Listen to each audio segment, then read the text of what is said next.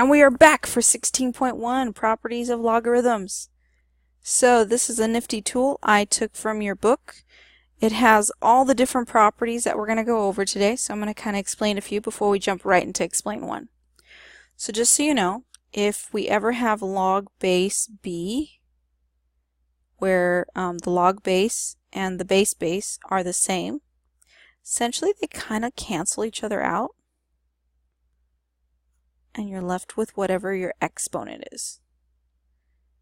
So just like we learned in the long time ago days of algebra, opposite of adding is subtracting, opposite of multiplying is dividing, opposite of squaring something is square rooting, opposite of cubing something is cube rooting, opposite of log b is b.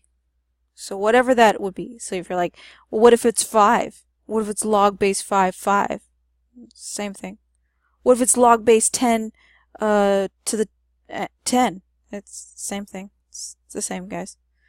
Now, if I take log base b to the first power, that's going to be 0. And if I log base b, that would just be 1. Okay. Another thing is, let's say I'm multiplying two numbers together, and I want to split it up into two logs. I can always split it up into two logs by taking log base bm plus log base bn. Now let's say I was dividing two numbers. I could write this as log base bm minus log base bn. Another thing we can do is, let's say I have log base bm to some power. I can rewrite it by writing, instead of that n being in the exponent's place, I can write it off to the side here. Everything else kind of stays the same. And last but certainly not least, let's say I wanted to change the base property. What I could do here is, so let's say it's log base some number that I don't know, to the a power. We can write this as log base b times a over log base b times c. Okay, so this is just something to keep a reference about, because we're going to utilize some of this over where it says explain one. So first things first, they say express each expression into a single logarithm. So here I am subtracting these two very different numbers. And the way I could write that is, instead of subtracting, I can write it as one single log instead of two, by writing 27 on top and 81 on the bottom. Now for the base, their base was base 3. Alright, cool. So what we're going to do is we're going to simplify this a little bit, because you know how to reduce fractions. I believe you can do this. Alright, so let's think of some times tables. Let's go ahead and reduce this thing. I'm thinking maybe, I don't know, 9. Does that work? Let's try it out. So 27 divided by 9? 3. And 81 divided by 9? Ooh, I feel like that could be reduced more. What do you think can go into both? That can be reduced more. So we can write that as 1 over 3. And I know I could have showed you using, again, your favorite Desmos, scientific calculator, but you know, you can reduce. And I just wanted to make sure you remembered how to. Alright, so now let's write this using base 3. So let's write 1/3 as a base of 3. Okay? So, that being said, 1/3 to what power would get us, I should say, not that.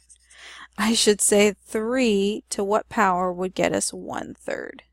And there's so many options. We could say 3 to the first power, 3 to the second power, 3 to the negative 1, 3 to the negative 2. So at this point we will use Desmos calculator and figure out which one of these lucky contestants is equal to 1 over 3. All right, so let's open that up. All right, let's see which one would that be. So 3 to the first power is not 1/3. How about 3? Oh, sorry about that. How about 3 to the second power?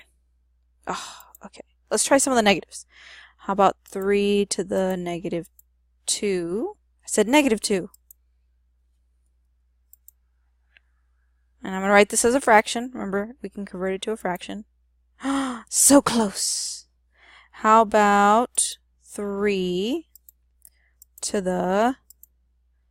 Oh, I didn't want a fraction. I did not want a fraction. 3 to the negative 1 power. Let's change it to a fraction. Let's see if that's the winner. It is! So that would be 3 to the negative 1 power. Let's write that in.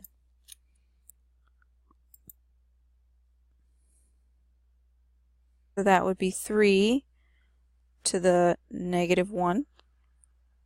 All right. So it says power property logarithm. So remember we said we can write an exponent. Instead of in the exponent's place, we can kind of bring it in the front. All right. So that would be log base 3 times 3.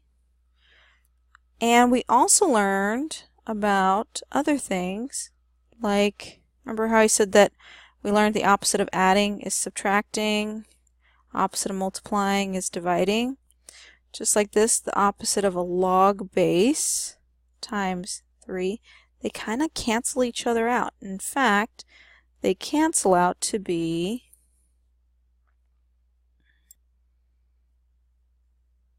one. So I'm left with negative 1 times 1, which is, you're right, negative 1. Cool. Let's continue. For letter B. So here I have log 5, right?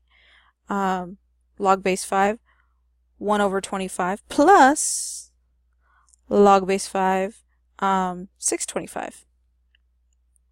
So now what properties are we going to use first, right?